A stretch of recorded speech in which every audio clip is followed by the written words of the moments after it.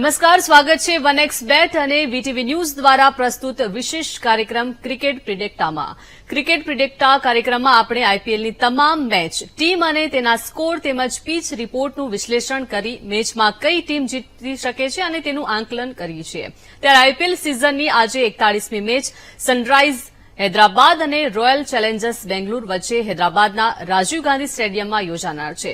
Point ટેબલની વાત કરીએ તો હૈદરાબાદ 7માંથી 5 મેચ જીતીને પોઈન્ટ ટેબલ પર ત્રીજા સ્થાને છે, જ્યારે બેંગલુરુની સ્થિતિ હૈદરાબાદની કક્ષાએ વધુ ખરાબ છે. બેંગલુરુએ 8માંથી ફક્ત 1 મેચ જીતી છે, જેને લઈને પોઈન્ટ ટેબલ પર બેંગલુરુ સૌથી છેલ્લા સ્થાને છે. આઈપીએલના ઇતિહાસમાં બેંગલુરુ અને હૈદરાબાદ વચ્ચે હજી સુધી 24 મેચ યોજાઈ છે, જેમાંથી 13 મેચમાં હૈદરાબાદ અને 10 મેચમાં બેંગલુરુએ જીત મેળવી છે. ત્યારે મેચનો ઇતિહાસ જોઈએ તો હૈદરાબાદની સ્થિતિ મજબૂત છે. 2024ની સિઝનમાં પણ બંને ટીમો આમને સામને ટકરાઈ ચૂકી છે, જેમાં હૈદરાબાદ જીત મેળવવામાં કામયાબ રહ્યું. હવે વાત કરીએ હૈદરાબાદના રાજીવ ગાંધી સ્ટેડિયમની. રાજીવ ગાંધી સ્ટેડિયમમાં આજની મેચમાં ઊંચો સ્કોર જોવા મળી શકે છે. હૈદરાબાદે 277 રનનો જે સર્વાધિક સ્કોર કર્યો હતો તે રાજીવ ગાંધી સ્ટેડિયમમાં જ બનાવ્યો હતો. ત્યારે રાજીવ ગાંધી સ્ટેડિયમનું મેદાન મોટું ન હોવાથી ચોગ્ગા છગ્ગાની વરસાદ જોવા મળે છે અને આ મેદાન પર રનનો પીછો કરનાર ટીમે 40 મેચ જીતી છે, જ્યારે પહેલા બેટિંગ કરનાર ટીમે માત્ર 32 મેચ જીતી છે. આમ ટોસ જીતનાર ટીમ પહેલા બોલિંગનો નિર્ણય લઈ શકે છે. ટીમના પરફોર્મન્સની જો વાત કરીએ તો આઈપીએલ 2024ના હૈદરાબાદનો પોતાનો હોમ ગ્રાઉન્ડમાં દબદબો રહ્યો છે. આ સિઝનમાં હૈદરાબાદ એકમાત્ર એવી ટીમ છે જેણે પોતાના હોમ ગ્રાઉન્ડમાં એક પણ મેચ હારી નથી. હૈદરાબાદે આ સિઝનમાં 2 મેચ પોતાના હોમ ગ્રાઉન્ડ પર રમી છે. હૈદરાબાદે આ સિઝનમાં 277 રનનો સર્વાધિક સ્કોર પણ નોંધાવ્યો છે. ત્યારે બીજી બાજુ રોયલ ચેલેન્જર્સ બેંગલુરુની વાત કરીએ તો બેંગલુરુએ હોમ ગ્રાઉન્ડ પર રમાયેલી 4માંથી 3 મેચમાં હારનો સામનો કરવો પડ્યો છે. આમ હૈદરાબાદના હોમ ગ્રાઉન્ડ પર રમાનાર આજની મેચમાં જીત માટે સનરાઇઝ હૈદરાબાદની ટીમ હોટ ફેવરિટ છે, તો બીજી બાજુ બેંગલુરુ માટે પણ આજે કરો યા મરોની સ્થિતિ છે. ત્યારે આજની મેચમાં હૈદરાબાદ અને બેંગલુરુ વચ્ચે કાંટાની ટક્કર જોવા મળી શકે છે. તો આ ચર્ચામાં આપણી સાથે ઉપસ્થિત છે રાજેન્દ્રસિંહ ચૌહાણ, જેવો ક્રિકેટ એક્સપર્ટ છે. આપનું સ્વાગત છે રાજેન્દ્રસિંહ વીટીવી ન્યૂઝમાં. સૌપ્રથમ ગઈકાલની મેચની જો વાત કરીએ તો દિલ્હી કેપિટલ્સ બેટિંગ જે રહી હતી અને દિલ્હી કેપિટલ્સ 4 રન સાથે જીત મેળવી છે. આપ આ બેટિંગને લઈને શું કહેશો? જી નમસ્કાર ક્રિકેટ મિત્રો અને વીટીવીના બધા દર્શકોનો આભાર, અભિનંદન. હવે આપણે વાત કરીએ કાલની મેચની, તો કાલના મેચને જોતા થકે ક્યાં ને ક્યાં એવું લાગે છે કે જે આઈપીએલનું આ સિઝન છે ખૂબ એક્સાઇટિંગ છે, નેલ બાઇટિંગ સિઝન ચાલુ થઈ ગયું છે. અને મને યાદ છે કે બહુ વર્ષો પહેલા એક ઓવલમાં, ક્રિકેટના ઓવરમાં એક મેચ હતો જે કે 400 રન ઇન્ડિયાને બનાવ્યા હતા. એ ટાઈમે જે કમેન્ટેટર્સ એને કીધા હતા કે જેને દિલની બીમારી હોય એને મેચથી દૂર રહેવું. હાલાંકિ એ ટાઈમ રેડિયો કોમેન્ટ્રી હતી. એટલે ક્યાં ને ક્યાં આઈપીએલના મોસ્ટલી મેચેસ આપ જોવો છો, લગભગ 2 યા 3 મેચ આપ છોડી દો તો મોસ્ટલી મેચેસ છે બધા ખાસ કરીને 19માં અને 20માં જે છેલ્લું ડેથ ઓવર્સ આવે છે એ ઓવર્સ બહુ એક્સાઇટિંગ બની જાય છે. કાલનું જે મેચ હતું એ પણ બહુ એક્સાઇટિંગ મેચ હતું. હવે કાલની મેચની શરૂઆત દિલ્હી કેપિટલ્સના જે કપ્તાન હતા અને ટોસ હાર્યું, પણ ટોસ હારવા પછી જે ગુજરાત ટાઇટન્સની ટીમે પહેલા બલ્લેબાજી માટે, બેટિંગ માટે આમંત્રિત કર્યું દિલ્હી કેપિટલ્સની ટીમમાં. હવે એક વાત એ છે કે છેલ્લું જે મેચ દિલ્હી કેપિટલ્સ અને ગુજરાત ટાઇટન્સના વચમાં જે નરેન્દ્ર મોદી સ્ટેડિયમમાં રમવામાં આવ્યું હતું એ મેચમાં બિલકુલ વન સાઇડેડ મેચ હતું. 89ના સ્કોર ઉપર ગુજરાત ટાઇટન્સની ટીમને દિલ્હી કેપિટલ્સે બાદ કરી દીધું હતું. બીજી બાજુ એના પહેલા જે દિલ્હી કેપિટલ્સની જે ટીમ હતી એ આ જ મેદાન ઉપર, ફિરોઝશાહ કોટલા મેદાન ઉપર હૈદરાબાદ જે હિસાબથી બેટિંગ કરી હતી ને 266 રન 266 રન માર્યા હતા અને પછી ક્યાં ને ક્યાં 199 ઉપર આવ્યું. દેટ વોઝ એવું મેચ હતું કે જે દિલ્હી કેપિટલ્સની ટીમ ખાસ કરીને રિષભ પંત બી યાદ કરવાની કોશિશ નહીં કરશે, પણ બંને કમબેક કર્યું અને કાલે જબરજસ્ત બેટિંગ બંને બાજુ જોવા મળી. ખાસ કરીને દિલ્હી કેપિટલ્સની આપણે વાત કરીએ, જેવું કે આપણે પૂછ્યું કે બેટિંગ કેવી રહી. શરૂઆત ઠીકઠાક રહી.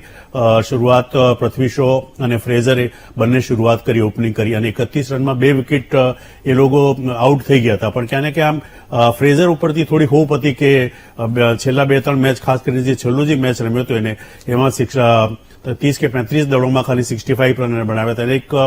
એક નવી હોપ આવી છે ઓસ્ટ્રેલિયાની ટીમ માટે. પણ કાલે પૃથ્વી શો અને બીજી બાજુ જે ફ્રેઝર થયા બંને 31 કે 32 સ્કોર ઉપર આઉટ થઈ ગયા. એનું શ્રેય ક્યાં ને ક્યાંક નવો બોલર આવ્યો છે ગુજરાત ટાઇટન્સમાં, સંદીપ વોરિયર્સ. સારી બોલિંગ કરી. શરૂઆતના જે 3 વિકેટ હતા એ 3 વિકેટ સંદીપ વોરિયર્સને ખાતામાં ગયા. પણ એના પછી હોપ કરીને આવ્યો બેટ્સમેન. હોપથી એટલી જેટલી ઉમ્મીદ હતી એટલી ઉમ્મીદ હોપ થઈ નહીં શકી.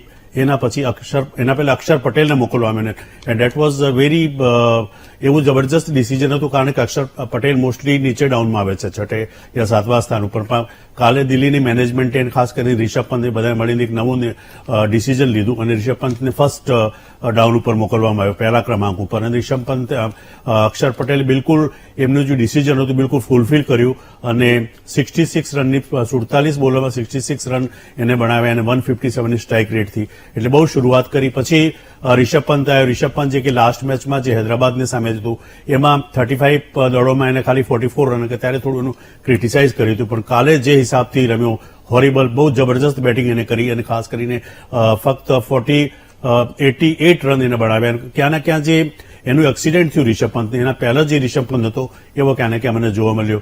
એટલે કુલ મિલાવીને સારી બેટિંગ કરીને છેલ્લા લાસ્ટ ઓવરમાં એક મોહિત શર્માજીની કહેવામાં આવે છે કે એ જ એક મેઇન હોપ છે ગુજરાત ટાઇટન્સની. પણ કાલે તો એમની જે બોલિંગ હતી હું અમને ભાર્ગવભાઈથી પૂછવા માંગુ છું જરૂર. પણ 73 રન આપ્યા 4 જ ઓવરમાં. દેટ ઇઝ ધ હાઈ, મતલબ કોઈ બી બોલર એટલા રન નથી પહેલા કોઈ આપ્યા નહીં હતા. That was the record. તો ખૂબ ખૂબ સ્વાગત છે ભાર્ગવભાઈ આપનું. સૌથી પહેલા હું આપને પૂછવા માંગુ છું કે Gujarat Titans, it was very close match. છેલ્લા ઓવર્સમાં 4 રનથી હારી ગયું ક્યાં કે ગુજરાત ટાઇટન્સ. પણ ગુજરાત ટાઇટન્સની એવી કઈ કમી રહી જેને કારણ બોલિંગને લઈને આપ શું કહેવા માંગો છો? જી,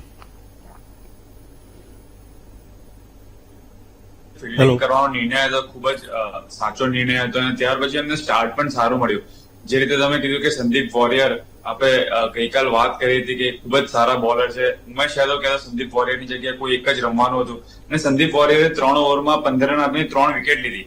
ખૂબ જ મહત્વપૂર્ણ. અને અગેન એમને પૃથ્વી શોના બાઉન્સરમાં આઉટ કર્યા. સો ખૂબ જ સારો સ્ટાર્ટ મળ્યો હતો ગુજરાત ટાઇટન્સને. પણ ગઈકાલ મને લાગ્યું કે રાશિદ ખાનનો જે પ્રભાવ પડવો જોઈએ એને બહુ ઇઝીલી અક્ષર પટેલ અને રિષભ પંત બેટિંગ કર્યું. મોસ્ટલી એ લોકો બેકફૂટ પર રહ્યા, બહુ આગળ ગયા નહીં. અને રાશિદ ખાનની લેન્થ પણ ગઈકાલ થોડી ડિફેન્સિવ હતી. કદાચ એ વિકેટ માટે ગયા હોત અને થોડી લેન્થ આગળ રાખી હોત તો એમને એક વિકેટ વચ્ચે મળી હોત તો દિલ્હી કેપિટલ્સનો જે ખરાબ સ્ટાર્ટ હતો એને એ લોકો 180-170 સુધી રિસ્ટ્રિક્ટ કરી શક્યા હોત. જી, હવે કાલની મેચની જ આપણે વાત કરીએ તો કાલની મેચમાં આપણને ખાસ કરીને જોવામાં આવ્યું કે જે અક્ષર પટેલ છે એને થોડો અપગ્રેડ કર્યો અને ફર્સ્ટ ડાઉન ઉપર એને મોકલવામાં આપ્યો. હવે કાલના મેચમાં આપણે જોયું છે અક્ષર પટેલ એને 66 રન બી બનાવ્યા, સાથે 3 બહુ શાનદાર કેચ બી લીધા, એના સાથે સાથે એક વિકેટ બી લીધો. એટલે કાલે આખા મેદાનમાં અક્ષર પટેલ જ દેખાઈ રહ્યો હતો. તો અક્ષર પટેલને આજે અપગ્રેડ કર્યો છે અને આઈ થિંક તમે કદાચ એના સાથે રમ્યા બી હશો. તો અક્ષર પટેલનું આજે અપગ્રેડ કર્યું છે કન્ટિન્યુઅસ કરવું જોઈએ, કારણ કે રવિ શાસ્ત્રી જેવો એક બોલર તો આપણે હાલાકી લેફ્ટ હેન્ડ બેટિંગ રાઇટ હેન્ડથી કરતા રવિ શાસ્ત્રી, પણ પછી શરૂઆત એને લેફ્ટ હેન્ડર એઝ અ બોલર શરૂઆત કરી, પછી એ સારો એક ઓલરાઉન્ડરના રૂપમાં ઇન્ડિયાને મળ્યો હતો. આપને લાગે છે કે અક્ષર પટેલને કદાચ અગર ઇન્ડિયા ટીમમાં આવે તેને ઉપર મોકલીને એક સારો ઓલરાઉન્ડર મળી શકે છે, યા દિલ્હી કેપિટલ્સને ડેવલપ થઈ શકે છે અક્ષર પટેલ એક સારો બેટિંગ ઓલરાઉન્ડર, બોલિંગ ઓલરાઉન્ડર? જી ના, બિલકુલ. અમે જયારે 17 વર્ષના હતા ત્યારથી હું અને અક્ષર સાથે રમી રહ્યા છે. તો ઓલમોસ્ટ 12-13 વર્ષ થઈ ગયા છે અમે સાથે ક્રિકેટ રમ્યા છે અને બેટિંગમાં ખૂબ જ કેપેબલ છે. એકવાર અંડર-19માં ઇન્ડિયાના હાઈએસ્ટ સ્કોરર બન્યા હતા. હું અંડર-19માં હાઈએસ્ટ સ્કોરર બન્યા, પછી તરત અક્ષર પટેલ પણ બન્યા હતા. તો ખૂબ જ કેપેબિલિટી છે એમનામાં બેટિંગ. જસ્ટ રિસેન્ટલી આપણે 2-3 વર્ષમાં જોઈએ તો ઇન્ડિયન ટીમમાં પણ ઘણું સારું પ્રદર્શન કર્યું છે બેટિંગથી અક્ષર પટેલે. અને ટેસ્ટ મેચમાં પણ એમને નંબર 6 પર બેટિંગ કરવામાં મોકલવામાં આવી રહ્યા હતા. સો ખૂબ જ એક સારું મૂવ હતું. આના પહેલા દિલ્હી કેપિટલ્સ અભિષેક પોરેલને મોકલી રહ્યા હતા, જે યંગસ્ટર છે, વિકેટ કીપિંગ કરે છે, કલકત્તાથી રમે છે. પણ એ સફળ ના રહ્યું એમનો એક્સપેરિમેન્ટ. અને ત્યાર પછી એમને અક્ષર પટેલને જે 3 નંબર બેટિંગ કર્યો, બીકોઝ એમની પાસે બધા રાઈટ હેન્ડેડ બેટ્સમેન છે, એક લેફ્ટ હેન્ડ બેટ્સમેન એમને જરૂરિયાત હતી. અને અક્ષર પટેલ જે રીતે સીએસકે માટે રવિન્દ્ર જાડેજા બેટિંગ કરી રહ્યા છે 3 નંબર, 4 નંબરે, એ રીતે અક્ષર પટેલ પણ દિલ્હી કેપિટલ્સ માટે ખૂબ જ કેપેબલ બેટ્સમેન છે. અને આ એક ખૂબ જ સારો મૂવ છે જે દિલ્હી કેપિટલ્સનું મિડલ ઓર્ડરમાં ફાયદો કરાવી શકે છે. જી ભાર્ગવભાઈ, આપને હું પૂછવા માંગીશ, આપે કહ્યું કે અક્ષર પટેલ સાથે આપે 12-13 વર્ષ સાથે રમ્યા છો, તો આપનો અનુભવ કેવો રહ્યો છે તેમની સાથે? ના બિલકુલ ખૂબ જ ડાઉન ટુ અર્થ માણસ છે અને જસ્ટ ચીલ રહે છે એકદમ. એટલું એ રહેતા નથી, ટેન્શન લેતા નથી. એમનું ટેમ્પરામેન્ટ ખૂબ જ સારું છે. જયારે બોલિંગ આવતી હોય કે જયારે બેટિંગ આવતી હોય ત્યારે જે ટાસ્ક કરવાનો એના પર ફોકસ 100% હોય છે અને ઓફ ધ ફિલ્ડ એકદમ આરામથી રિલેક્સ લાઈફ જીવતા હોય છે. તો ઓવરઓલ એમનું ટેમ્પરામેન્ટ ખૂબ જ સારું છે. આપણે કહી શકીએ કે પ્રેશર હેન્ડલિંગ અને જે એમની સ્કિલ્સ છે બહુ લિમિટેડ છે, પણ એનો મેક્સિમમ યુઝ કરે છે બીકોઝ એ જસ્ટ જે કામ કરવાનું છે એના પર ફોકસ કરીને એટ ધ પ્રેઝન્ટ મોમેન્ટમાં રહે છે.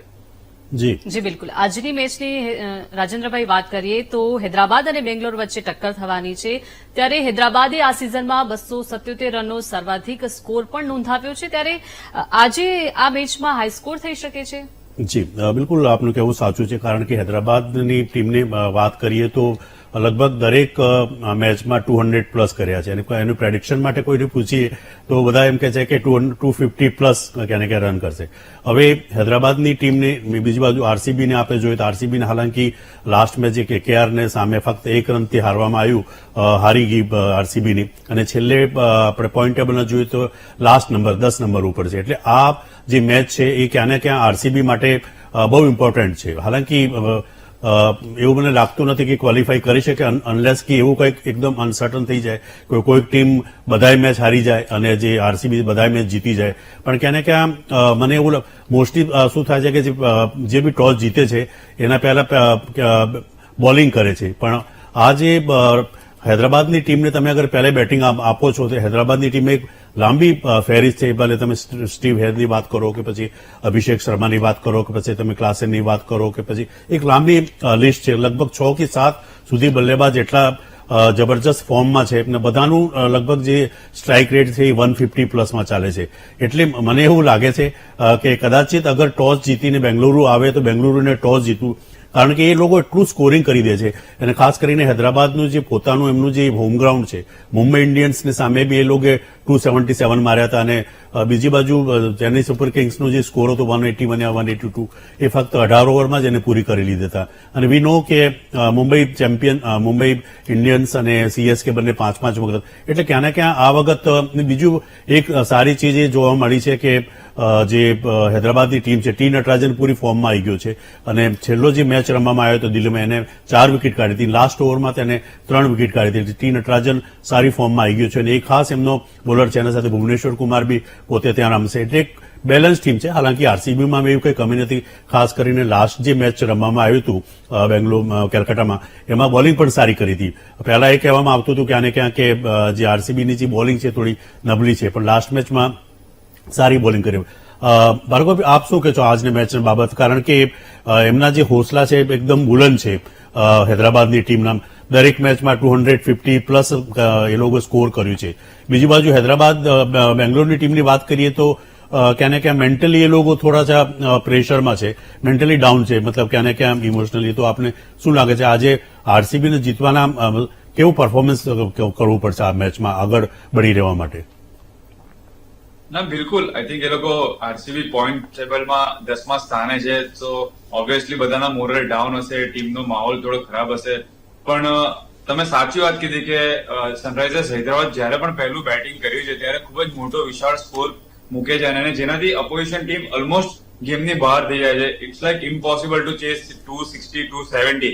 સો આઈ થિંક આપણે જોઈ શકીએ છીએ કે કદાચ જો આજે આરસીબી મેચ ટોસ જીતે તો પહેલા બેટિંગનો નિર્ણય કરી શકે છે. 230-240 રન મૂકીને હૈદરાબાદના બેટ્સમેન અંડર પ્રેશર મૂકી શકે છે. જો 2-3 વિકેટ શરૂઆતમાં જલ્દી પડે તો પછી આપણે જોઈએ કે એમનું બેટિંગ કેટલું પ્રેશર હેન્ડલ કરે છે. સો આઈ થિંક આરસીબી ટોસ જીતીને પહેલા ફિલ્ડિંગ કરવી જોઈએ અને કિંગ કોહલી જયારે લાસ્ટ ટાઈમ પણ અહીંયા હૈદરાબાદમાં મેચ રમ્યા હતા ત્યારે એમને શતક મારી છે. ઇન્ડિયન ટીમ માટે પણ જયારે પણ હૈદરાબાદમાં રમ્યા ત્યારે એમને ખૂબ જ સારું બેટિંગ કર્યું છે. મને યાદ છે એક મેચ અમને વેસ્ટ ઇન્ડિઝ સામે 90-94 નોટ આઉટ રહીને ચેસ કરી હતી, 200 પ્લસ સ્કોર જીતાડ્યો હતો. સો કિંગ કોહલીનો ખૂબ જ ફેવરેટ ગ્રાઉન્ડ છે અને હું એક્સપેક્ટ કરું છું આજે કદાચ કિંગ કોહલીના બેટેથી આપણે 70, 80 યા 100 રન પણ જોઈ શકીએ છીએ. જી બિલકુલ. રાજેન્દ્રભાઈ, આપને પૂછવા માંગીશ, રોયલ ચેલેન્જર્સ બેંગ્લોરની વાત કરીએ તો બેંગ્લોર એ હોમ ગ્રાઉન્ડ પર રમાયેલી 4માંથી 3 મેચમાં હારનો સામનો કરવો પડ્યો છે, તો શું આરસીબીના બોલર્સ આજે ચાલશે? જી બિલકુલ હાલમાં જ મેં કીધું કે આરસીબીના 2-3 બોલર છે ક્યાં ને ક્યાં હવે થોડા એ લોકો ક્લિક થઈ ગયા છે. ટી નટરાજન જેને કીધું કે લાસ્ટ મેચમાં હાલ સુધી લગભગ 10 વિકેટ એને લીધા છે 5 મેચમાં, એટલે ટી નટરાજન સારી ફોર્મમાં છે. પછી ભુવનેશ્વર કુમાર પણ છે અને બીજી બાજુ માર્કંડે જે સ્પિનર છે એ પણ સારું પરફોર્મન્સ ત્યાં કરી રહ્યો છે. એટલે એક બહુ બેલેન્સની ટીમ છે હૈદરાબાદની ટીમમાં. ખાસ કરીને જોવામાં બેટિંગ ઓર્ડર બહુ સારું બેટિંગ ઓર્ડર છે શરૂઆતથી લઈને.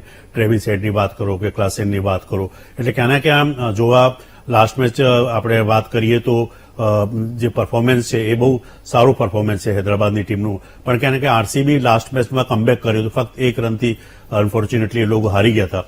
હાલાકી આરસીબી ફરી કોશિશ કરશે, પણ આરસીબીમાં એક ખેલાડી ઉપર મને લાગે છે કે થોડું એને એક બે મોકા ફરી આપવા જોઈએ, એ છે વિલ જેક્સ. વિલ જેક્સે લાસ્ટ શરૂઆતની 2 મેચમાં નહીં રમી શકતો. એક વેરી ફર્સ્ટ મેચમાં તો અનફોર્ચ્યુનેટલી રનઆઉટ થઈ ગયો હતો, પણ છેલ્લી મેચમાં એને 50 પ્લસ કર્યા હતા. એટલે વિલ જેક્સ બોલિંગ પણ સારી કરે છે. અને ફાફ ડિફ્લેસ લાસ્ટ મેચની આપ વાત છોડી દો તો અને કોહલી તો 70 ઉપર ચાલી જ રહ્યો છે ઓરેન્જની કેપમાં, એટલે એમને બેટિંગમાં કોઈ કમી તો નથી. આરસીબીના સર્વશ્રેષ્ઠ બેટ્સમેન વિરાટ પાસે ઓરેન્જ કેપ છે. આને લઈને ભાર્ગવભાઈ આપ શું કહેશો? ના, ખૂબ જ સાચી વાત છે કે વિરાટ કોહલી ખૂબ જ સારા ફોર્મમાં છે અને ઇન્ડિયન ક્રિકેટ માટે ખૂબ જ સારા લક્ષણો છે કે વર્લ્ડ કપ પહેલા જસ્ટ વિરાટ કોહલી આટલું સરસ બેટિંગ કરી રહ્યા છે અને એકલા હાથે રન્સ કરી રહ્યા છે. જો એમને કદાચ બીજા કોઈ બેટ્સમેનનો સપોર્ટ રહ્યો હોત, એકલા બેટ્સમેન મેચ નહીં જીતાડી શકે, જો એમને બીજા કોઈ બેટ્સમેનનો સપોર્ટ રહ્યો હોત આખી ટુર્નામેન્ટમાં, આરસીબીની સ્થિતિ કદાચ અલગ હોત. અત્યારે જસ્ટ આરસીબી માટે વીકે અને ડીકે રન્સ કરી રહ્યા છે, તો આઈ થિંક એ બેનું કન્ટ્રીબ્યુશન બહુ જ છે આરસીબી માટે. અને આઈ થિંક મને લાગે છે કે આજે વિરાટ કોહલી કદાચ આપણે 80 યા 70 જોઈ શકીએ છીએ. જી ભાર્ગવભાઈ, કાલની મેચની થોડી હું વાત કરું તો કાલની મેચમાં આપણે જે એ લોકોને બોલિંગનું જે ડિસ્ટ્રીબ્યુશન બોલર્સે ડિસ્ટ્રીબ્યુશન કર્યું હતું, સંદીપ વોરિયર્સે બહુ સારી બોલિંગ નાખી હતી. અને કાલે બી આપણે કીધું હતું કે સંદીપ વોરિયર્સ એક સારો બોલર છે. પહેલો જે મેચ નરેન્દ્ર મોદી સ્ટેડિયમમાં એમને ફર્સ્ટ એને ક્યાં ને ક્યાં ચાન્સ ફર્સ્ટ ટાઈમ આપ્યો હતો, એને તક આપી હતી. એના પછી કાલે ફક્ત 15 રન આપીને એને 3 વિકેટ કાઢી હતી. પણ જે સાઈ કરીને જે સાઈ કિશોર જે બોલર છે એને લાસ્ટ મેચમાં 4 વિકેટ કાઢી હતી. It may B possible because બે રિષભ પંત અને એના સાથે સાથે અક્ષર પટેલ બંને લેફ્ટ હેન્ડર બેટ્સમેન હતા, પણ છેલ્લું 19મું ઓવર આપવું ક્યાં ને ક્યાં સાઈ કિશોર સાથે થોડું એક નબળું આપણે કહી શકીએ કે એવું ડિસિઝન લીધું કે જેના કારણે 224 સુધી એમને સ્કોર કર્યો કાલની મેચમાં, ખાસ કરીને દિલ્હી કેપિટલ્સના. આ 2-3 જે ડિસિઝન હતા કેપ્ટન્સના અને ટીમ મેનેજમેન્ટના, એ બાબત શું કહેવા માંગો છો? ના, બિલકુલ સાચી વાત છે કે જે રીતે ગઈકાલ બોલિંગ ચેન્જીસના ડિસિઝન લેવામાં આવ્યા હતા એ થોડા આશ્ચર્યજનક હતા અને થોડા આઉટ ઓફ ધ બોક્સ પણ હતા. આપણે સાઈ કિશોરને જે 19મી ઓવર આપવામાં આવી અને સંદીપ વોરિયરે 3 ઓવરમાં 15 રન આપીને 3 વિકેટ લીધી હતી, તો હજી એની એક ઓવર સ્પેર હતી. સો જો અને જયારે સાઈ કિશોરને 19મી ઓવરમાં આપવામાં આવી ત્યારે રિષભ પંત ખૂબ જ સેટ બેટ્સમેન હતા. સો એ લેફ્ટી બેટ્સમેન તો રહ્યો જ હતો. તો જો ચાન્સ લેવો જ હતો સાઈ કિશોર સાથે તો એ મિડલ ઓવર્સમાં પણ લઈ શકते, બીકોઝ સાઈ કિશોર ખૂબ જ કોન્ફિડન્ટ બોલર છે, ઇન્ડિયાને પણ રિપ્રેઝેન્ટ કર્યું છે અને એવું નથી કે બે લેફ્ટ હેન્ડ બેટ્સમેન તો લેફ્ટ આર્મ સ્પિનર બોલ નહીં નાખી શકે. એ રીતે તો અશ્વિનને કોઈ દિવસ રાઈટ હેન્ડ બેટ્સમેન સામે નાખવી જ ના જોઈએ. એટલે જો મને લાગ્યું કે જો ચાન્સ લેવો જ હતો સાઈ કિશોર સાથે તો વચ્ચેની ઓવર્સમાં લીધો હોત તો વધારે સારું રહેતે. વિકેટ પડવામાં પણ ચાન્સ હતા, પણ 19મી ઓવરમાં બહુ ડિફિકલ્ટ હતું સાઈ કિશોર માટે. જયારે રિષભ પંત આટલો સ્ટેટ બેટ્સમેન આટલું સારી રીતે બેટિંગ કરી રહ્યો ત્યારે નાના ગ્રાઉન્ડમાં રિસ્ટ્રિક્ટ કરવું એ ક્યાંક ને ક્યાંક સાઈ કિશોર સાથે થોડી નાઇન્સાફી થઈ છે. જી બિલકુલ. ભાર્ગવભાઈ, આજની મેચ પરની જો વાત કરીએ તો આરસીબીની ટીમમાં શું ફેરફાર જોવા મળી શકે છે?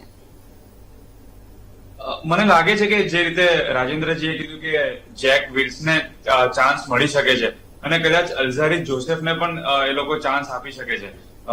પણ ગઈ મેચ ખૂબ જ સારી રીતે રમ્યા હતા આરસીબીની ટીમ. કરણ શર્મા જે એમનો મેઇન લેગ સ્પિનર છે એને ઘણી મેચો એમને બેસાડી રાખ્યા અને લાસ્ટ મેચમાં એમને કમબેક કર્યા, ખૂબ જ સારી બોલ નાખી હતી. છેલ્લી ઓવરમાં 3 સિક્સીસ પણ માર્યા હતા. સો કરણ શર્મા એક ખૂબ જ સારા ઓલરાઉન્ડર છે, તો એમનું સ્થાન ઓબ્વિયસલી બની રહેશે. પણ મને લાગે છે કે અલ્ઝારી જોસેફ અને વિલ જેક્સને કદાચ ચાન્સ મળી શકે છે આજે. જી, આપને લાગે છે કે મોહમ્મદ સિરાજ લોકલ હૈદરાબાદનો જ છે અને મેચ પણ હૈદરાબાદ, હાલાકી આ સિઝનમાં મોહમ્મદ સિરાજ એટલું સારી બોલિંગમાં પરફોર્મન્સ નથી કર્યું, પણ મોહમ્મદ સિરાજ આ મેદાન ઉપર ક્યાં ને ક્યાં ચેન્જ લાવી શકે છે બેંગલુરુની ટીમ માટે? ના બિલકુલ સાચી વાત છે કે લાસ્ટ મેચમાં મોહમ્મદ સિરાજે થોડી સારી બોલિંગ કરી હતી અને એના પહેલાની મેચમાં એમને બ્રેક આપવામાં આવ્યું જેથી મને લાગે છે કે એમની બોડી આટલી લાંબી ટેસ્ટ સિરીઝ રમ્યા પછી થોડી ફટીગ હોય ને તરત આઈપીએલ સ્ટાર્ટ થઈ ગયું તો એમને જે બ્રેક મળ્યો એના પછી લાસ્ટ મેચમાં એમને સરસ બોલિંગ કરી હતી. એ થોડા રિધમમાં લાગ્યા હતા અને ઓબ્વિયસલી હોમ ગ્રાઉન્ડ છે, હૈદરાબાદથી રમે છે, આટલું બધું ક્રિકેટ હૈદરાબાદમાં રમ્યા છે, તો એમને એડવાન્ટેજ તો રહેશે જ અને એ જો આજે સારી બોલિંગ કરશે તો આરસીબી ના જીતવાના ચાન્સ વધી જશે. જી, હવે આજની મેચની આપણે વાત કરીએ તો આજની મેચનો પહેલા જ આપણે કીધું કે બહુ હાઈ સ્કોરિંગ મેચ, મોસ્ટલી જે 2-3 મેચ થયા તે બધામાં લગભગ 200 પ્લસનું સ્કોર કર્યું છે. સીએસકેના સામે બી 181, એ લોકો આરામથી 18 ઓવરમાં જ બનાવી લીધા હતા. આપને શું લાગે છે કે આરસીબીની બોલિંગ લાસ્ટ મેચ જે કલકત્તામાં રમવા આવી હતી એમાં સારી બોલિંગ નોંધ દેખાવ, ખાસ કરીને કેમરૂન ગ્રીને સારી બોલિંગ કરી હતી, તો શું રણનીતિ રહેશે આ મેચમાં જે બેંગલુરુના જે બોલર છે હૈદરાબાદની, કારણ કે હૈદરાબાદની ટીમની જે બેટિંગ તો આપ જાણો છો કેટલી જબરજસ્ત ફોર્મમાં છે બધા બેટ્સમેન, તો શું રણનીતિ રહેશે? કોઈ ચેન્જ થઈ શકે છે આ બેંગલુરુના બોલિંગ ડિપાર્ટમેન્ટમાંથી? ના, મને લાગે છે કે આરસીબી ટોસ જીતીને પહેલા બેટિંગ કરવી જોઈએ અને 220-230 રન ત્યાં જનરલી થતા હોય છે. હૈદરાબાદમાં ખૂબ જ સારી પીચ હોય છે બેટિંગ કરવા માટે. ઇટ્સ સિમિલર ટુ વાનખેડે કે જ્યાં પેસ અને બાઉન્સ સાથે બોલ આવતો હોય છે જેથી લાંબા સિક્સીસ મારવામાં ઈઝી રહે છે. સો આરસીબી ટોસ જીતીને બેટિંગ કરીને એક સારો ટોટલ મૂકે અને ત્યાર પછી હૈદરાબાદને જયારે અંડર પ્રેશર રન ચેસ કરવાના હશે, એમને હજી એટલો 200+ રન ચેસ નથી કર્યા, તો આપણે જોશું કે કઈ રીતે એ લોકોના બેટ્સમેન જો 2 વિકેટ પડે, ટ્રેવિસ હેડ અને માર્કરમ કે ક્લાસન કે કોઈ આઉટ થઈ જાય જલ્દી, તો પછી એ લોકો કઈ રીતે ચેસ કરે છે, તો એ અંડર પ્રેશર નાખીને આરસીબી મેચ જીતી શકે છે. જી રાજેન્દ્રભાઈ, આજની મેચમાં હૈદરાબાદ અને બેંગ્લોર વચ્ચે સીધી જ કાંટાની ટક્કર જોવા મળી શકે છે, ત્યારે આજની મેચમાં કયા કયા ખેલાડીઓ પર ખાસ નજર રહેવાની છે? જી, અગર હૈદરાબાદની વાત કરીએ તો પહેલા શરૂઆતના જે બેટ્સમેન છે 1 થી લઈને 7 સુધી લગાતાર એ લોકો કને બહુ સારી બેટિંગનું એ લોકો સારું બેટિંગનું પરફોર્મન્સ કરી રહ્યા છે, બોલર્સ પણ સારા છે, પણ બેંગલુરુની આપ વાત કરો તો વિરાટ કોહલી ઉપર નજર રહેશે, પછી ફેફ ડુપ્લેસી, હાલાંકિ 1-2 મેચમાં નહીં ચાલ્યું પણ આ મેચમાં ક્યાં ને ક્યાં, કારણ કે હૈદરાબાદમાં રન બહુ બને છે, ફેફ ડુપ્લેસી છે, રજત પાટીદાર છે, એના સાથે સાથે દિનેશ કાર્તિક બહુ સારું પરફોર્મન્સ કરી રહ્યું છે. આ 4 ખેલાડીઓ છે, પણ ક્યાં ને કેમરૂન ગ્રીન જેને કે છેલ્લો જે મેચ રમવામાં આવ્યો હતો કેલકાટામાં ત્યાં બોલિંગ સારી કરી હતી, એના સાથે સાથે કીધું કે જોઝફને બી ફરીથી એક તક મળી શકે છે. એટલે કુલ મલાવીને પણ આ મેચમાં મેઇન કારણ એ છે કે લગભગ 3જા સ્થાન ઉપર ચાલી રહ્યું છે હૈદરાબાદ અને કોશિશ કરશે કે આ મેચ આરામથી એક સારા સરેરાશથી, સારા એવરેજથી જીતીને આ મેચમાં એની પોઝિશન કદાચ જીતી જાય તો જે 10 એમના પોઈન્ટ ટેબલ ઉપર 10 પોઈન્ટ છે એ બહાર થશે ને પછી ક્લોઝલી જશે જે ક્વોલિફાય. બીજી બાજુ અગર આપ બેંગ્લોરની ટીમની વાત કરો તો એમની હાલાંકિ બહુ મુશ્કેલ છે આગળ ક્વોલિફાય કરવું, પણ ફરી બી એ લોકો પૂરી ટ્રાય કરશે કે 2 પોઈન્ટ નોંધાવે એમની ટીમ માટે અને થોડું શું ઉપર આવી શકે છે. જી ભાર્ગવભાઈ, આપણો જે આપ જાણીએ છીએ કે આજકાલ જે યંગસ્ટર છે એને બહુ ક્રેઝ રહે છે આઈપીએલનું અને બધા ક્રિકેટનું, તો આઈપીએલમાં એવા આપણે ઇન્ડિયામાં કયા કયા ટુર્નામેન્ટ એવા યોજવાય છે જેમાંથી આપ સારું પરફોર્મન્સ કરો તો આઈપીએલમાં તમને તક મળી શકે છે? આઈ થિંક સૈયદ મુસ્તાક અલી જે બીસીસીઆઈ રમાડે છે T20 ફોર્મેટ, એ રણજી ટ્રોફીના ઇક્વલ જ હોય છે, જસ્ટ ફોર્મેટ T20 હોય છે, તો એ મેઇન ટુર્નામેન્ટ છે જ્યાં તમે તમારા સ્ટેટને રિપ્રેઝેન્ટ કરતા હો, જે રીતે હું ગુજરાત કે ઇન્ડિયન યુનિવર્સિટીને રિપ્રેઝેન્ટ કરતો, તો સૈયદ મુસ્તાક અલી એ મેઇન ટ્રોફી છે. અને એના પછી આપણી કોર્પોરેટ ટુર્નામેન્ટ પણ થાય છે, જે રીતે ડીવાય પાટીલ મુંબઈમાં આયોજવામાં આવે છે, જેના પરથી પણ સ્કાઉટિંગ થતું હોય છે, પણ સૈયદ મુસ્તાક અલી એ મેઇન ટુર્નામેન્ટ છે અને એના પરથી જ જે રીતે આશુતોષ શર્મા આ વખતે પીક થયા, એમને સૌરાષ્ટ્ર સામે ખૂબ જ સરસ બેટિંગ કર્યું હતું અને મેચ જીતાડી હતી. 3 ઓવરમાં 60 રન બાકી હતા અને એમને તાબડતોડ 30-35 રન આવીને કર્યા હતા, જેની ઇમ્પેક્ટ ના લીધે એ આઈપીએલમાં સિલેક્ટ થયા છે. સો સૈયદ મુસ્તાક અલી ટુર્નામેન્ટ ખૂબ જ ઇમ્પોર્ટન્ટ છે, જે સિઝનની શરૂઆતમાં જ રમાય છે અને સપ્ટેમ્બર-ઓક્ટોબર મહિનામાં રમાય છે. સો એ મેઇન ટુર્નામેન્ટ છે જ્યાં બધી જ ટીમના સ્કાઉટ આવતા હોય છે, મુંબઈ ઇન્ડિયન્સથી લઈને દરેક આઈપીએલ ફ્રેન્ચાઇઝના સ્કાઉટિંગ એ મેચ નિહાળતા હોય છે અને એમાંથી યંગ ટેલેન્ટ એ લોકો શોધતા હોય છે. જી, વર્લ્ડ કપની ટીમના ડિક્લેરેશન બહુ જલ્દી લગભગ 31 તારીખ થવાનું છે, વર્લ્ડ કપ બિલકુલ નજીક છે, તો આપને શું લાગે છે અભિષેક શર્મા માટે શું કહેવા? કારણ કે હાલ સુધી એમને જેટલી ઇનિંગ્સ રમ્યો છે 200+ એનું સ્ટ્રાઇક રેટ ચાલી રહ્યું છે, ટ્રેવિસ હેડ એ તો છે, પણ આપણે ઇન્ડિયાની તરફથી અભિષેક શર્માના પહેલા બી મેં આપને ક્વેશ્ચન પૂછ્યું હતું, પણ અભિષેક શર્માના ચાન્સીસ બને છે ઓપનિંગમાં, કારણ કે ઋતુરાજ ગાયકવાડ પણ સારી બેટિંગનું પરફોર્મન્સ કર્યું છે? જી ના આ ખૂબ જ સાચી વાત છે અને જે રીતે મેં અત્યારે વાત કરી કે સૈયદ મુશ્તાક અલી જે મેઇન ટુર્નામેન્ટ છે જેમાંથી આઈપીએલ નું સ્કાઉટિંગ થતું હોય છે એ ટુર્નામેન્ટમાં આ વખતે પંજાબ ચેમ્પિયન થયું હતું અને એ પંજાબના ચેમ્પિયન થવાનો મેઇન ફાળો હતો અભિષેક શર્મા જેમને ટોપ સ્કોરર રહ્યા હતા આ ટુર્નામેન્ટમાં. સો ઓબ્વિયસલી એ ખૂબ જ સારા ફોર્મમાંથી જઈ રહ્યા છે અને સૈયદ મુશ્તાક અલીમાં ટોપ સ્કોર રહ્યા છે, પછી આઈપીએલમાં ખૂબ જ સારું કરી રહ્યો છે. તો એ દરવાજો ખડખડાઈ રહ્યા છે પણ મને લાગે છે કે કદાચ હજી જલ્દી છે સીધો એમને વર્લ્ડ કપમાં ચાન્સ આપવો જ્યાં ડિફરન્ટ પ્રેશર હોય છે તો એ ચાન્સ કદાચ સિલેક્ટર્સ નહીં લે અને યશસ્વી જયસ્વાલ કે ઋતુરાજ ગાયકવાડ સાથે જઈ શકે છે એ લોકો. જી ભાર્ગવભાઈ, ખાસ કરીને પ્લેબેક ચાલી રહ્યું છે ત્યારે આરસીસીના પાછા આવવાના ચાન્સીસ ખરા પોઈન્ટ ટેબલ પર? આઈ થિંક બહુ ડિફિકલ્ટ છે હમણાં આરસીબી ને ક્વોલિફાય થવું પણ એમની પાસે નથિંગ ટુ લૂઝ છે. સો ઓબ્વિયસલી એ લોકો વધારે ફિયરલેસ થઈને રમશે અને જયારે આવી ટીમ હોય કે જેમની પાસે કોઈ પ્રેશર નથી, એમને ખબર છે કે ઓલમોસ્ટ અમે બહાર થઈ ગયા છે, સો એ ટીમ ખૂબ જ ડેન્જરસ થઈ જાય છે અને મને આજે એવું લાગે છે, મારું પ્રિડિક્શન છે કે કદાચ આરસીબી આજની મેચ જીતશે. જી બિલકુલ. ભાર્ગવભાઈ અને રાજેન્દ્રસિંહ, ખૂબ ખૂબ આભાર વીટીવી ન્યૂઝ સાથે જોડાયા તે બદલ. Thank you. Thank you. તો આજની મેચમાં હૈદરાબાદ અને બેંગ્લોર વચ્ચે સીધી જ કાંટાની ટક્કર જોવા મળી શકે છે. ત્યારે કોની હાર થાય છે, કોની જીત થાય છે તે તો આજે જ ખબર પડશે. વિશેષ રજૂઆતમાં બસ આટલું જ. રજા આપશો. નમસ્કાર.